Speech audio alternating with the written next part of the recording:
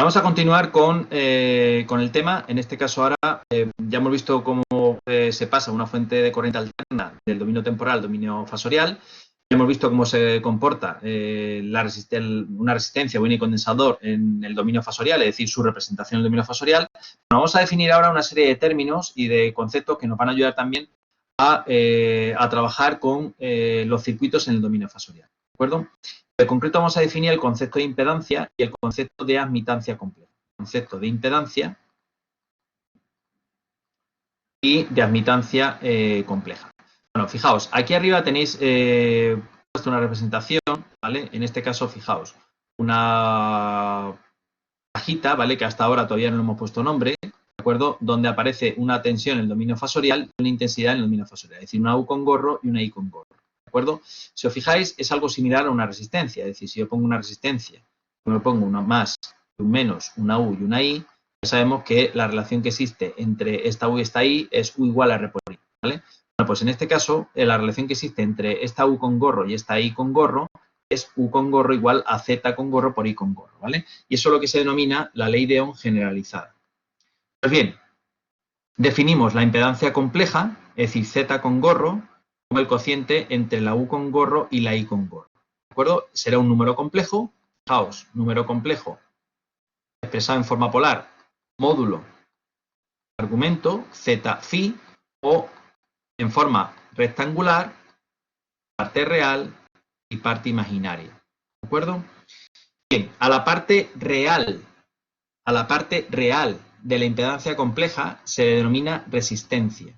A la parte imaginaria de la impedancia compleja se le denomina reactancia. ¿De acuerdo? Ahora la X puede ser mayor que 0 o menor que 0. Si la X es mayor que 0, entonces se llama reactancia inductiva, y si la X es menor que 0, se llama reactancia capacitiva. Unidades de la impedancia. Ohmio. ¿Vale? Ya sea resistencia, ya sea una reactancia, las unidades son ohmio. ¿De acuerdo? Y evidentemente Z es un número complejo, así que se puede representar como parte real y parte imaginaria. Entonces, R más JX es Z con gorro. ¿De acuerdo? Ojo, porque fijaos, antes, cuando estuvimos definiendo el fasor, dijimos que todo fasor es un número complejo, pero no todo número complejo es un fasor. Bueno, pues aquí tenemos ya la diferencia, o sea, el primer número complejo que no es un fasor. En este caso, fijaos, es la impedancia. ¿La impedancia es un número complejo? Sí, tiene parte real y tiene parte imaginaria. ¿Pero es un fasor? No. Es decir, no tiene sentido retornar al dominio temporal con una Z. Es decir, no hay ninguna función temporal asociada a Z con gorro. Por tanto, Z con gorro es un número complejo, pero no es un fasor. ¿De acuerdo? Bien. Si queréis, podemos ir para atrás y fijaos, esta definición que hemos hecho ya de impedancia, ¿vale?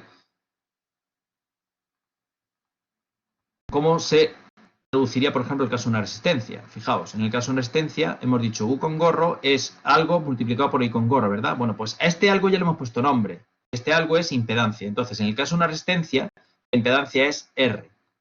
En el caso de una bobina, la impedancia es J omega L.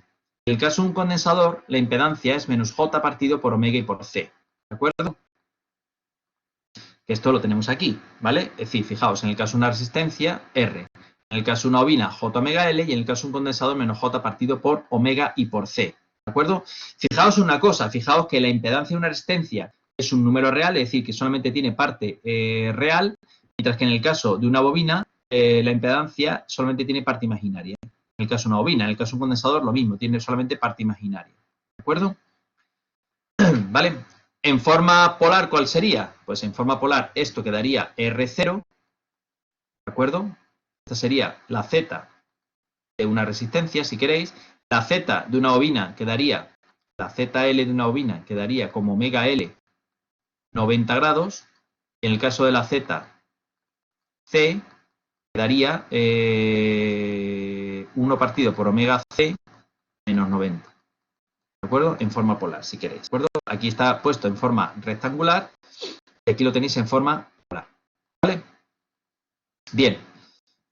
Fijaos que si recordáis en corriente continua, bueno, si recordáis la definición de resistencia, cuando definimos la relación tensión-intensidad, Aparte de definir la relación U igual a R por I, definimos también la relación igual a G por U, ¿vale? E introducimos el concepto de conductancia, ¿vale? Bueno, pues aquí podemos introducir el concepto similar a la conductancia, ¿vale? Que es el concepto de, o la definición de admitancia compleja. La admitancia compleja es la inversa de la impedancia, ¿vale? La inversa de la impedancia, obviamente, tendrá una parte real y una parte imaginaria. En este caso, la parte real se le denomina G y la parte imaginaria B. Aquí, en el caso de la impedancia, recordad que la parte real se denominaba X y la parte imaginaria R y la parte imaginaria X. En el caso de una admitancia, la parte real se denomina G y la parte imaginaria B. Bien, a G se le conoce como conductancia, mientras que a B se le conoce como substancia. La substancia puede ser capacitiva o inductiva, dependiendo si es mayor que 0 o menor que 0. ¿Vale? Fijaos una cosa, fijaos aquí, en el caso de la impedancia dijimos que si la X es menor que 0, la reactancia es inductiva. Y si la X es menor que 0, la reactancia es capacitiva. Si observáis, la impedancia de una bobina es positiva, mientras que la impedancia de un condensador es negativa. Por eso se le llama la reactancia inductiva al caso de la bobina y reactancia capacitiva al caso de un condensador, aquí siendo la X mayor que 0 y la X menor que 0. ¿Vale? ¿Qué ocurre con la admitancia? Pues con la admitancia pasa al contrario. Si la B es mayor que 0, se dice que es susceptancia capacitiva, mientras que si la B es menor que 0, se llama susceptancia inductiva. Fijaos una cosa, fijaos la admitancia de una resistencia inversa, 1 partido por R. Y admitancia de una bobina es menos J partido por omega L, es negativa, ¿verdad? Entonces, cuando la B es negativa, entonces se dice que es susceptancia inductiva. Mientras que en el caso de un condensador, ¿vale? La B es positiva, ¿de acuerdo? Por eso se le llama B mayor que 0, susceptancia capacitiva. O sea, en resumen, los términos de susceptancia e inductancia, digamos, los signos van al contrario, justamente por lo que acabo de explicar. Las unidades de la admitancia, pues las mismas unidades que tenía la conductancia, Siemens, S mayúscula, ¿de acuerdo? Bien, lo mismo que hemos representado un triángulo de impedancia, también podemos representar un triángulo de admitancia, es decir, G más JB. Bien, con esto tenemos definido impedancia y admitancia. Bien, y esto, ¿qué sentido tiene? Bueno, pues el sentido es muy sencillo. Es decir, cuando pasamos un circuito del dominio temporal al dominio fasorial, lo único que vamos a tener son fuentes y difasores que vienen de la fuente de tensión e intensidad que tenga ese circuito y solamente va a tener, aparte de la fuente, va a tener impedancias. En su caso, admitancias, me da igual. ¿Vale? Impedancias. O sea, es decir, el circuito al final nos va a quedar semejante a un circuito de corriente continua. Lo que pasa es que en vez de tener fuentes de corriente continua, tengo fasores, fasor intensión o fasor intensidad. Y en vez de tener resistencias, en este caso voy a tener impedancias. ¿De acuerdo? Fijaos que en régimen permanente de alterna, en el dominio fasorial, las unidades, fijaos, las impedancias solamente van a tener unidades de ohmio, y luego tendremos las unidades de voltio amperios correspondientes a las fuentes de excitación. ¿De acuerdo? Bien. Con eso tenemos definidas las impedancias, es decir, impedancia es simplemente la relación que existe entre el fasor tensión y el fasor intensidad en un elemento. ¿Vale? Obviamente, estos son elementos sencillos, es decir, simples, resistencia, bobina y condensador, ¿vale? Si nadie me dice, la Z, evidentemente hemos dicho que es una R más JX. ¿Esto qué es en realidad? Bueno, pues esto será una R en serie o bien con una bobina, ¿vale? O bien una R en serie con un condensador. O bien una R en serie con una bobina y con un condensador, ¿de acuerdo? ¿Vale? Insisto que estos son la impedancia y las admitancias de elementos sencillos de la resistencia, bobina y condensador. ¿Vale? Pero en realidad la Z es una R más una JX. ¿De acuerdo? El que la X total sea mayor o menor que 0 dependerá si el término de bobina, es decir, si la impedancia de esta bobina es mayor o menor a la impedancia del condensador que formen esta Z. ¿Vale? ¿De acuerdo? Bien. Una cosa importante que quiero destacar también. Aquí uno puede decir, pero es que yo aquí en el dominio temporal tengo una C, ¿verdad? Cuando me lo llevo al dominio fasorial, ¿por qué mantengo la C? Bueno, pues se mantiene ¿por qué mantengo la simbología del condensador? Bueno, pues se mantiene un poco para saber que ahí tenemos un condensador, pero en realidad en el dominio fasorial ya no existe condensador, ya lo que existe es una impedancia de valor menos J partido por omega. Se mantiene el condensador simplemente para tener identificado el elemento del cual venimos, ¿vale? Pero en realidad en el dominio fasorial solamente existen Z, es decir, ahí ya no existe ni resistencia ni bobina de condensador, existen Z, ¿de acuerdo? Z con gorro. Bien, visto eso, entonces, fijaos, una impedancia genérica, lo hemos visto, es decir, R más J más JX, ¿de acuerdo? Bien, ¿qué sería una impedancia de carácter inductivo? Fijaos, antes cuando he dicho una Z con gorro puede estar formada por resistencia, bobina y condensador. Dependiendo si gana la bobina, es decir, si la impedancia de la bobina es mayor a la impedancia del condensador, o si la impedancia del condensador es mayor a la bobina, la X total de esa impedancia será mayor o menor que 0. Bueno, pues esto tiene que decir, esto da lugar al concepto siguiente, el concepto de impedancia de carácter inductivo, ¿vale? Y concepto de impedancia de carácter capacitivo. Esto es simplemente una aplicación, ¿eh? Vale, entonces, ¿qué sería una impedancia de carácter inductivo? ¿Vale? Pues una impedancia de carácter inductivo es justamente esto, es decir, una impedancia que tiene parte resistiva y parte inductiva. O, que también puede ser el caso, no está representada aquí, ¿vale? Podría ser una impedancia de carácter inductivo, es una resistencia, bobina y un condensador, donde la impedancia de la bobina superase la impedancia del condensador. Así que netamente sería como si fuese una bobina, ¿vale? Entonces, para nosotros ahora mismo una impedancia de carácter inductivo es una carga que tiene parte resistiva y parte inductiva. Una impedancia de carácter capacitivo es una impedancia que tiene parte resistiva y parte capacitiva, ¿vale? ¿Y cómo se comporta? Fijaos una cosa. Vamos a ver, ahora quiero que analicéis un poco este diagrama fasorial, ¿vale? Que es importante. Fijaos, si fuese una resistencia solo, vamos a fijar, por ejemplo, la tensión aquí, ¿vale? La tensión aquí. Ahora quiero que penséis, si esta impedancia solamente tuviera parte resistiva, esta intensidad, ¿cómo estaría? Aquí, ¿verdad? Estaría en fase con la tensión, ¿vale? Si esta impedancia solamente tuviese parte inductiva, parte de la bobina, entonces quiere decir que esta intensidad estaría a 90 grados con la tensión. Esto por aquí estaría a 90 grados con la tensión, ¿verdad? ¿Sí o no? Es decir, casos extremos, este aquí y este a 90 grados. En realidad tengo resistencia y bobina, entonces, ¿cómo estará la intensidad? Pues estará comprendida entre estos dos extremos, ¿vale? La clave aquí es darse cuenta de cómo tengo una carga de carácter inductivo, la intensidad siempre va a estar retrasada respecto a la tensión. Es decir, fijaos que la tensión yo la tengo aquí, ¿vale? Bueno, pues la intensidad siempre va a estar por detrás de la tensión, ¿vale? No llegará a 90 grados, porque si llegase a 90 grados entonces será resistencia pura. No será 0 grados, porque si fuese 0 grados sería una resistencia pura, ¿vale? Entonces estará comprendida entre 0 y 90, pero siempre en retraso. Es decir, la intensidad siempre tiene que estar en retraso con respecto a la tensión. Una carga de carácter inductivo. ¿Qué pasa en una carga de carácter capacitivo? Pues una carga de carácter capacitivo, si yo fijo la intensidad, fijaos, si tuviese resistencia solamente, la tensión estaría por aquí. Y si tuviese condensador solo, la tensión estaría retrasada a 90 grados respecto a la intensidad.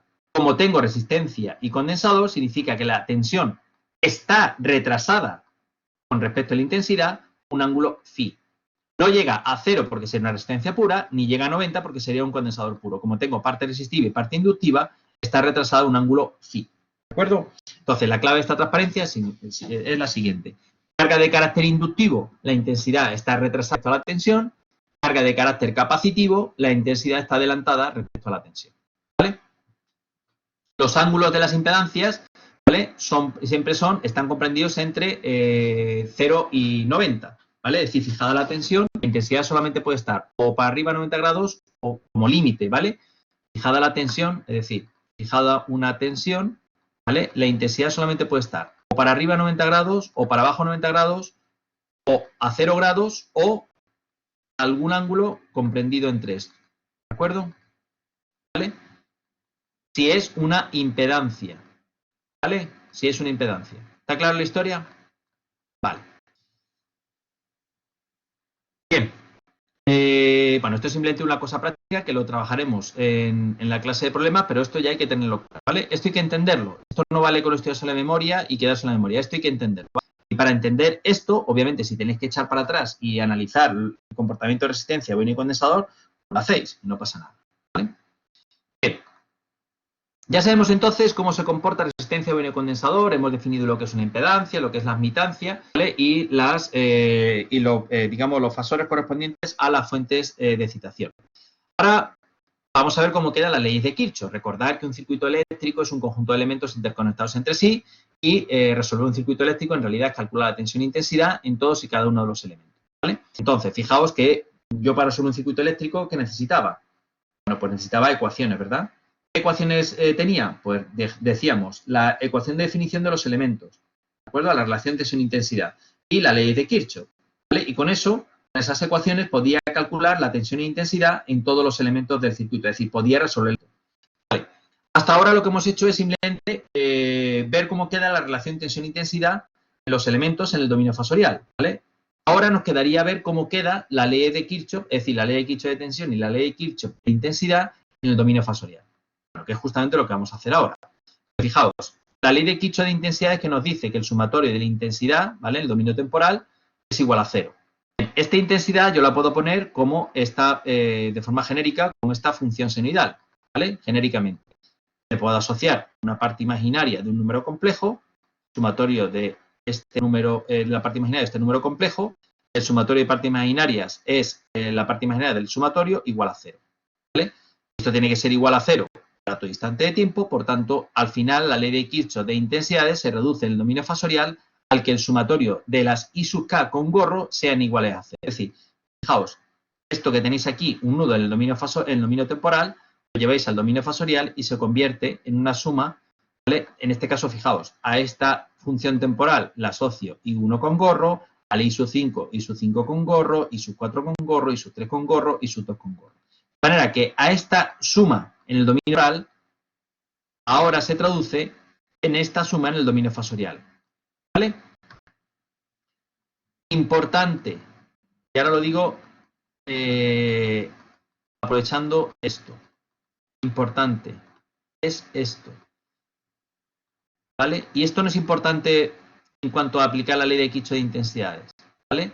Importante es que en corriente alterna, ¿vale? En régimen permanente, el dominio fasorial, solamente se suman, se restan, se multiplican y se dividen números complejos, ¿vale? Todas las operaciones que se hacen se deben de hacer con números complejos. Fijaos, esto es suma de números complejos, ¿de acuerdo? Tienen todos los gorros, ¿vale? Un error frecuente es trabajar con módulos, ¿vale? Esto no es suma de módulos, esto es suma y resta de números complejos, módulo y argumento, ¿de acuerdo? No, sin gorro. Esta ecuación sin gorro sería un error, ¿de acuerdo? En corriente alterna se suman y se restan números complejos, fasores, con su módulo y con su desfase, ¿de acuerdo? Esto quiero que quede claro, importante, ¿vale? Importante. Bien, así quedaría entonces la ley de Kirchhoff de intensidades. ¿Cómo quedaría la ley de Kirchhoff de tensiones? Pues semejante, fijaos, que el sumatorio de las tensiones en el dominio temporal igual a 0, al final se traduce en un sumatorio de fasores tensión igual a 0, ¿de acuerdo? Al final, fijaos, esta es la misma transparencia que pusimos en el tema 1, esto se traduce a, aquí en vez de tener tensión en el dominio temporal, tenéis fasor tensión y fasor tensión, aplicáis exactamente igual, camino cerrado y vais sumando y restando. Lo que pasa es que esta ecuación en el dominio temporal que teníais, o en corriente continua que teníais en el tema anterior de corriente continua, ahora se traduce en una suma y resta de números complejos, ¿vale? Pero ya está, es el único cambio que hay. Insisto, números complejos, ¿de acuerdo? Módulo y argumento, ¿de acuerdo? Aquí se resta, por ejemplo, 230, 30 grados más 400, ¿qué digo yo? 60 grados más una tensión desconocida igual a 0, ¿vale? Así que esta sería la aplicación de la ley de Kirchhoff de tensiones, tal como hemos estado habituados a hacerlo en temas anteriores, pero ahora trabajando con números complejos. Entonces, en corriente continua, recordar que sería, por ejemplo, 210, ¿vale? Más 35, que es lo que hemos hecho, en corriente continua menos U igual a 0. ¿Vale? Esto sería para DC. ¿Vale? Y esto sería para AC. ¿Está claro? En AC, la suma y la resta siempre hay que hacerla con fasores. Bien, importante. Eso es muy importante tenerlo claro. ¿Vale? Bien, entonces, ya tenemos todas las ecuaciones. Fijaos, ya tenemos resistencia, bobina y condensador, lo tenemos representado en el dominio fasorial. La fuente es en el dominio fasorial.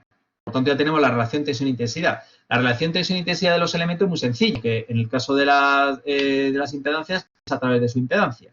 Y aparte, tenemos ya cómo se comporta la ley de Kirchhoff de tensiones e intensidades en el dominio fasorial. Por tanto, ya tenemos todas las ecuaciones que necesitamos para resolver un circuito de corriente alterna en régimen permanente en el dominio fasorial. ¿Vale? Bien, antes de pasar al análisis de circuitos de corriente alterna, simplemente vamos a repasar dos conceptos útiles, y ya los hemos utilizado en más de un problema, que es el concepto de divisor de tensión y el concepto de divisor de intensidad. Es simplemente trasladar el concepto que ya vimos en el tema 1 de divisor de tensión y divisor de intensidad cuando estábamos trabajando con resistencias al caso del dominio fasorial cuando trabajamos con impedancia.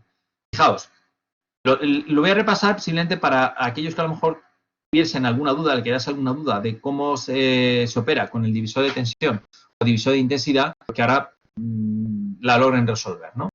Pero fijaos, aquí tenéis una serie de impedancias puestas en serie. En el caso, n impedancias puestas en serie. Bien, evidentemente, n impedancias puestas en serie es equivalente a una Z equivalente que se calcula como suma de las impedancias. Fijaos en una cosa, insisto, Z con gorro, Z con gorro, Z con gorro, Z equivalente con gorro. Z equivalente con gorro es el sumatorio de las Zetas cada una de las Zetas con gorro. Importante, ¿eh? El gorro, ¿de acuerdo? Bien, recordáis que en el caso de la resistencia teníamos, fijaos, cuando tenéis n resistencias puestas en serie, ¿vale? Aplicada una tensión total, la pregunta que hacía o la pregunta que intentaba resolver el divisor de tensión es, dime cuánto vale la tensión de una de ellas, sabiendo las resistencias de toda la agrupación y la tensión total. Bueno, pues aquí es exactamente igual. Es decir, dada la tensión total U con gorro de la agrupación de n impedancias puestas en serie, dime cuánto vale la tensión de una de las resistencias U sub K con gorro. ¿Vale? Esa lo venía a responder el divisor de tensión. Entonces, U sub K con gorro es la tensión total, U con gorro, por un numerito. Y un numerito que es una fracción donde el numerador es la Z con gorro, donde yo quiero calcular la tensión, y abajo es el sumatorio de las Zetas con gorro de la agrupación. ¿Vale? De manera que esta sería el cómo quedaría el divisor de tensión en el caso del dominio. ¿De acuerdo? En el caso de la asociación paralelo de impedancias, aquí tenéis impedancias puestas en paralelo, pues la admitancia equivalente, recordad que era la suma de las admitancias, y o bien la inversa de la Z equivalente es el sumatorio de las inversas de las Z de cada elemento. ¿Vale? Recordáis también que asociado a la asociación paralelo de resistencias, ¿vale? Estaba el divisor de intensidad. Bueno, pues aquí lo mismo. Aquí, asociado a la asociación paralelo de admitancias, podemos definir el divisor de intensidad. ¿El divisor de intensidad qué dice? Bueno, pues el divisor de intensidad viene a decir, o viene a calcular, la intensidad que circula por una determinada admitancia, conocida la intensidad total y la admitancia de cada uno de los elementos. ¿Vale? Entonces, concretamente, la I sub K, es decir, la intensidad por uno de los elementos de una de las admitancias es la intensidad total que circula por la agrupación, multiplicado por una fracción que es numerador, la admitancia, donde yo quiero calcular la intensidad, y el denominador, el sumatorio de las admitancias. ¿De acuerdo? Si os fijáis, es una expresión absolutamente similar al divisor de tensión, simplemente cambiando tensión por intensidad y Z por la I. ¿De acuerdo? Es exactamente la misma. ¿Vale? Así que, sabiendo manejar una, se saben manejar todas ya. ¿Vale? Así que, ¿por qué está puesta esta transparencia aquí? Bueno, primero, para caer en la cuenta de que en el dominio fasorial solamente tenemos impedancias, ¿vale? Entonces, igual que teníamos en corriente continua resistencia, ahora puedo asociar impedancias, ¿vale? Para asociar impedancia, recordar que es suma y resta de zetas con gorros, es decir, suma y resta de números complejos. ¿Bien? Y de parte, porque el concepto de divisor de tensión y el concepto de divisor de intensidad, recordar que lo hemos utilizado en bastantes problemas, porque además facilita su resolución en algunos de ellos, ¿vale? O en la mayoría de ellos que se utilizan, ¿vale? Bien. Llegado a este punto, pasamos ya al punto 10, donde ya definimos la metodología de resolución de un circuito de corriente alterna. ¿De acuerdo? Evidentemente, ni que decir tiene que vamos a utilizar la metodología fasorial, es decir, vamos a hacer uso de esas herramientas matemáticas, ¿de acuerdo?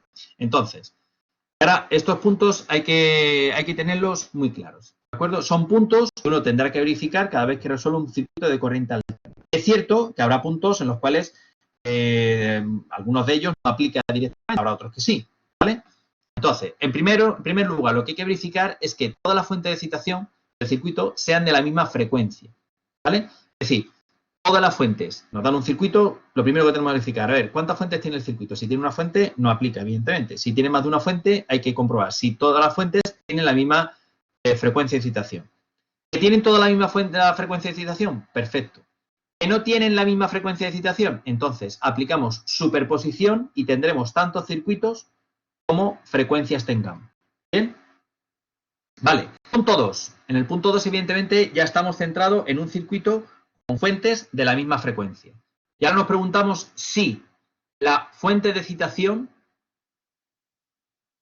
la función trigonométrica que la definen, es decir, si es un seno o un coseno, para todas ellas es la misma. Es decir, que si una fuente de tensión me viene expresada como función coseno y otra fuente me viene expresada como función seno, ¿vale? Pues no puedo trabajar con ellas así. O tengo que pasar todas a seno o todas a coseno, ¿vale? Es decir, las funciones trigonométricas de la fuente de excitación tienen que ser las mismas, ¿de acuerdo?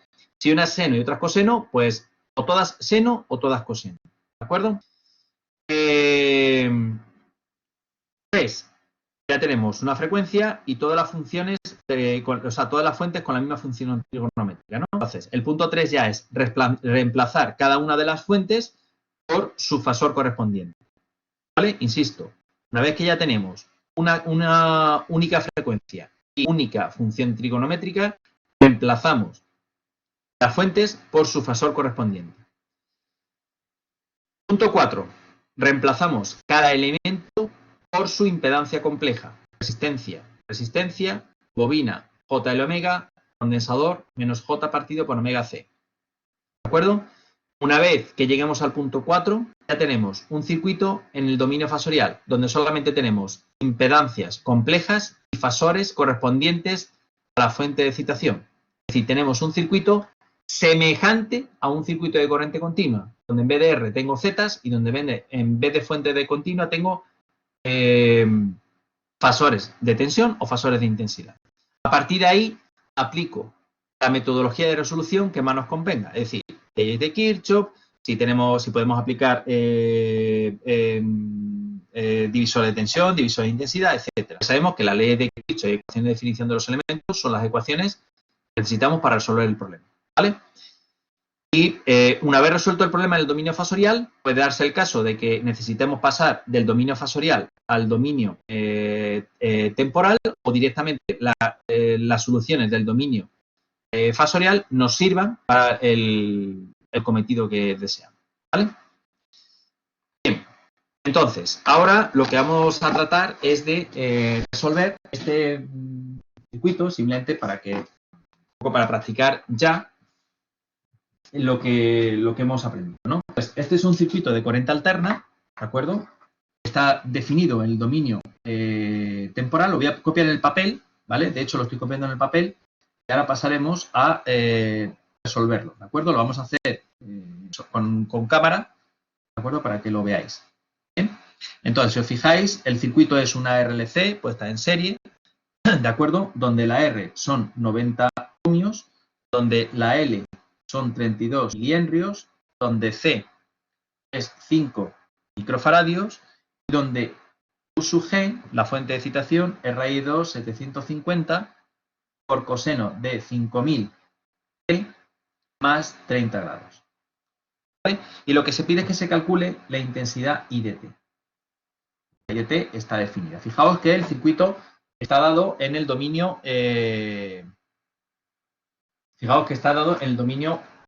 temporal. Entonces, lo primero que tenemos es ese circuito pasarlo al dominio fasorial. Vale, voy a pasar a la cámara.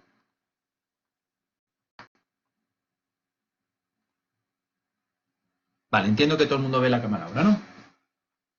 ¿Se ve la cámara? Sí, ¿no? Vale, perfecto. Vale.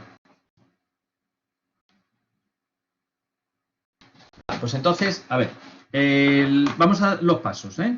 Vamos a aplicar los pasos, a pesar de que este sea un circuito sencillito, vamos a aplicar los pasos. Primero, comprobar que toda la fuente de excitación sea de la misma frecuencia. En este caso no aplica porque tengo una única fuente de excitación, por tanto, solamente tengo una frecuencia. El segundo paso era comprobar de que las funciones, o sea, en el caso de que tengamos más fuentes de excitación, más de una fuente de excitación, comprobar que todas vienen en seno o coseno. En este caso tenemos una, por lo cual no aplica. Bien, entonces, ahora quedaría el paso 3, ¿vale? El paso 3 es pasar la fuente de excitación con su fasor correspondiente. El punto 4, la RLC con su fasor, con su impedancia correspondiente, ¿vale? Entonces, fijaos, U sub G de T la voy a expresar con su UG con gorro. Fijaos, ¿cómo se formaba el fasor correspondiente? Valor eficaz, 750, ¿vale? Y el de fase, 30 grados. Y yo creo que no hay ninguna duda, ¿no? Este es el fasor tensión. Valor eficaz y fase inicial. Bien. Vale. Ahora tenemos la R. ¿La R cómo queda? La R queda como R. Esa no cambia. La L. La L, recordar que entra, o sea, su impedancia correspondiente es J omega L. J por omega, que son 5000, por L, que son 32 por 10 elevado a menos 3. ¿Vale? Ahora echamos las cuentas. C.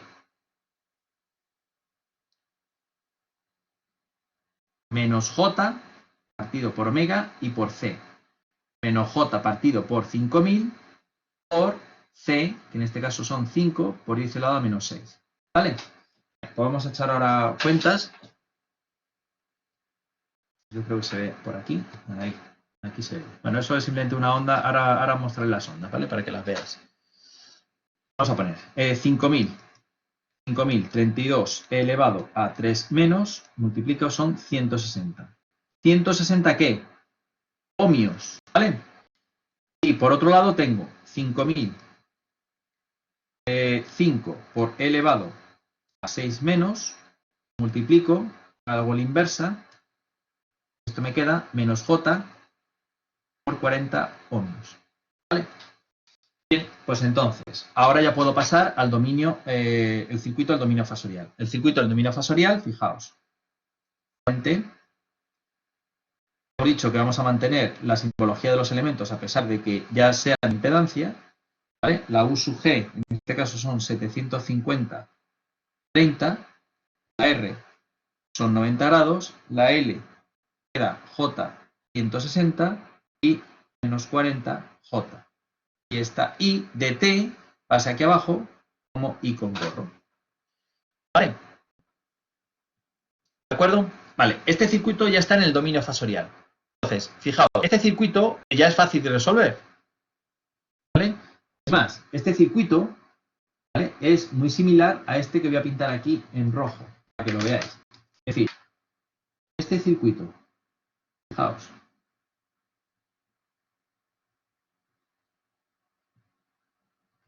si yo preguntase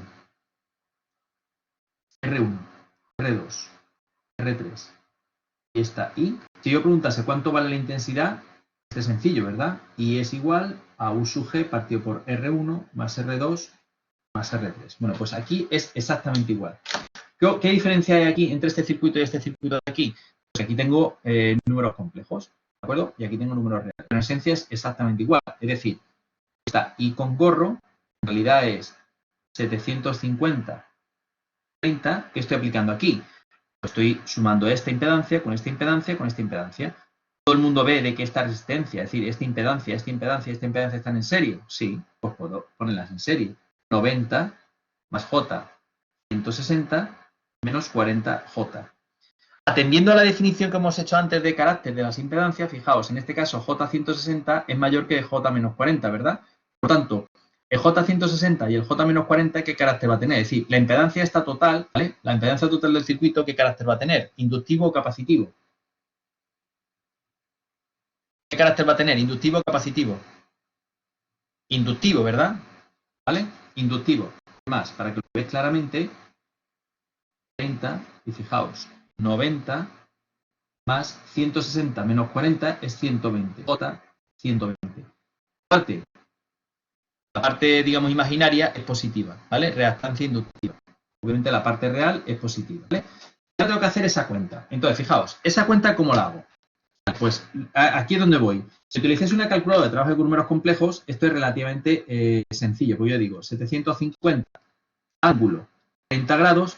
Cuidado porque lo primero que tenéis que comprobar es que la tenéis ahora lo tengo en grados, ¿vale? Tenéis que comprobar si lo tenéis en grados o en radianes, ¿vale? Antes la tenía en radianes, estoy trabajando con las ondas que ahora os mostraré, ¿vale? Entonces, tengo 750 ángulo 30 grados. Y ahora la parte de abajo, ¿vale? La parte de abajo la defino de esta manera. 90, 120. Parte real y parte imaginaria. Fijaos que la definición es distinta, ¿vale? Fijaos, el número complejo de arriba lo he definido como parte, como número... el número de arriba lo he definido como módulo y argumento, y parte real y parte imaginaria, ¿de acuerdo? Ahora lo que tengo que hacer es directamente dividir. Yo divido, ¿vale? Y me sale 5 del ángulo menos 23 con 13 grados. ¿Entendido? Vale, directamente. No tengo que hacer más nada. Entonces, primero porque la calculadora ya trabaja con las dos representaciones. Entonces, ahora a partir de aquí quiero ir a la I de t. Entonces, el valor eficaz de la I de t es 5. Raíz de 2 por 5. ¿De dónde vine? De un coseno. ¿Cómo retorno? Con un coseno. Coseno de 5000 t menos 23,13. ¿Vale? Estos son amperios. ¿Entendido? Vale. Fijaos una cosa, fijaos. Dominio temporal, y ahora, si queréis, podemos hacer la representación en el dominio fasorial para que veáis exactamente cómo quedarían los fasores. ¿De acuerdo? Sería interesante verlo. Entonces, fijaos, el fasor tensión está a 30 grados. Pues U con gorro, 30 grados. El fasor de intensidad está a menos 23,13. Pues este fasor de intensidad, 23,13. ¿Vale? Pregunto, ¿cómo está esta tensión con respecto a la intensidad? ¿Cómo está la intensidad respecto a la tensión? Como lo queréis ver. La intensidad está, voy a poner por aquí, está retrasada. Por tanto, ¿qué se puede decir? La Z total, carácter inductivo, que era lo que dijimos antes también, ¿vale? Aquí lo estáis viendo también el carácter inductivo, 90 más 120J, ¿de acuerdo? Que veis también el carácter inductivo. Entonces, cuando hagáis un problema, todo esto lo tenéis que analizar, ¿vale? E ir comprobando exactamente cómo van quedando todos los ángulos y cómo van quedando todos los fasores, ¿vale? Porque siempre os dan pistas de cómo vale la pena, ¿bien? Pero fijaos, aquí nos han pedido que pasemos al dominio temporal. En realidad, fijaos, yo con este resultado de aquí, con esta intensidad, imaginaros que esto, tenéis aquí, todo esto de aquí, pues sea, yo qué sé, una Z a la cual quiero alimentar, ¿vale? Una determinada tensión. Bien, la pregunta es, ¿cuánto vale qué sección tengo que colocar aquí de cable? Esa sección viene en función de la intensidad. Entonces, fijaos, si yo paso el dominio temporal al dominio fasorial, resuelvo, yo sé que por ahí va a pasar 5 amperios, ¿vale? Estos son 5 amperios. Va a pasar 5 amperios. Por tanto, yo sé que con estos 5 amperios es con lo que yo voy a calcular la sección de este conductor. Es decir, no necesito pasar al dominio temporal. ¿De acuerdo? A pesar de que efectivamente este fasor está relacionado con esta función temporal, ¿vale? Igual que este fasor, en realidad lo que hay detrás es esta función temporal. ¿De acuerdo? ¿Vale o no vale? Entonces, por ejemplo, si queréis... vale, hasta ahí lo tenéis claro, ¿no? Bueno, esto simplemente si queréis jugar, si tenéis una duda, por ejemplo, gráfica, ¿vale? Pues, por ejemplo, si queréis representar. Entonces, espera un momento porque tengo que ponerle esto en radianes, porque si no, no... Entonces, por ejemplo, si queréis representar, en este caso, fijaos, la función que yo tengo representada es esta, ¿no? 220 seno, voy a poner otro papel, lo veáis, ¿vale? Esto es simplemente para que podáis también un poco jugar con eso, ¿no? Entonces, imaginaros que tenéis esta función, 220, en este caso está representado como 2 por pi por 50 y por el tiempo, ¿vale? Esta es una y la otra es 50 por el seno, ¿vale? Son dos ondas senoidales, 2 pi por 50, la frecuencia son 50 hercios, 2 pi por 50, por t menos pi medios. En este caso, fijaos, he pintado dos ondas senoidales, en este caso la segunda está retrasada 90 grados, ¿vale? Entonces, fijaos que la primera onda, esta es azul, ¿vale? Ahora vais a ver, y esta es rojo. Pues como está retrasada, la roja va a estar tirada hacia la derecha. Entonces vamos a decirle que la pinte, y fijaos, ¿veis cómo la roja está tirada hacia la derecha? ¿Vale? Aquí tenéis perfectamente las ondas definidas, ¿vale? A ver, aquí, ahí se ve mejor, ¿vale? Las ondas, ¿vale? Definidas, ¿de acuerdo? Entonces, yo qué sé, si queréis también, lo digo pues si queréis jugar un poco para que entendáis y que estos conceptos queden. Entonces, imaginaros que en vez de 90 grados sea, por ejemplo, 30 grados, ¿no? Y sextos, ¿vale? Sexto, le decimos que aquí y que lo plotee, ¿vale? Y fijaos ya aquí el desfase que existe, que ya es mínimo. Imaginaros que queréis pintar las ondas, ¿qué sería una onda en fase? Pues una onda en fase sería esta, si la queremos representar, pues sería quitarle este desfase. Le quito este desfase y ahora las dos me las va a representar en fase. Veis que las dos ondas están en fase, ¿no? ¿Vale? Aquí lo veis. Veis que las dos ondas están en fase. ¿De acuerdo? ¿Vale? Simplemente para que juguéis, ¿vale? Esto, evidentemente, si lo metéis, imaginaros que esto es un osciloscopio en realidad. Es decir, si metéis una sonda de tensión en un enchufe de nuestra casa, solamente vamos a tener una de ellas, ¿vale? La azul, que es la onda de tensión, ¿vale? Luego, dependiendo de la carga que conectemos, pues la intensidad, en este caso, esta onda de intensidad, pues correspondería a la onda de intensidad de una resistencia, ¿vale? Tensión e intensidad de una resistencia. Estamos trabajando, por ejemplo, en el caso de una bobina, esta onda de intensidad, en el caso de una bobina, sería menos pi medios, menos pi medios, ¿vale? Entonces, plotea, sí, ¿vale? Eso sería lo correspondiente a una bobina, ¿vale?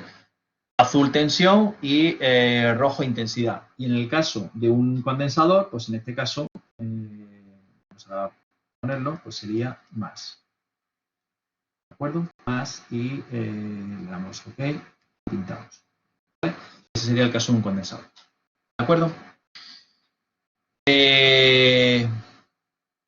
Recordad también, importante, que la frecuencia en Europa son 50 hercios, en EE, UU y en otras regiones, en Japón me parece que también son 60 hercios, ¿vale? Y en aviones, en general, son 400 hercios, aparte de DC, más DC, obviamente. ¿De acuerdo? Vale. Bien. Bueno, pues entonces, hoy ya hemos aprendido al menos a resolver un circuito de corriente alterna en el dominio fasorial y hemos visto cómo hacerlo. ¿Hay alguna duda? ¿Hay alguna duda?